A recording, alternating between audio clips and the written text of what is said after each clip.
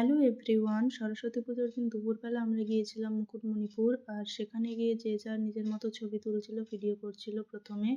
তারপর এই জায়গাটাতেই আমরা সবাই মিলে একটু বসে আড্ডা দেওয়ার পর আমরা গিয়েছিলাম একটা দোকানে চা খেতে। আর সেখানে চা খেতে গিয়ে আমরা বাঙালি ভাষাতে কী সব বলছিলাম তোমরাও শোনো। স্নেহা সম্বন্ধ দেখতে আসা হয়েছে।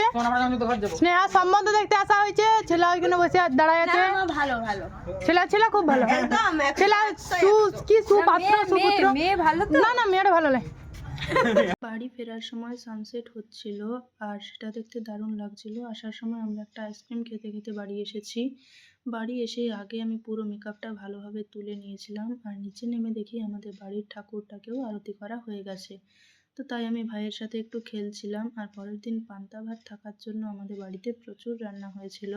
তো সব রান্নাগুলো দেখাতে পারলাম না কারণ আমি অনেক ক্লান্ত ছিলাম, তাই ঘুমিয়ে পড়েছিলাম। পরের ভিডিওর জন্য সাবস্ক্রাইব করো।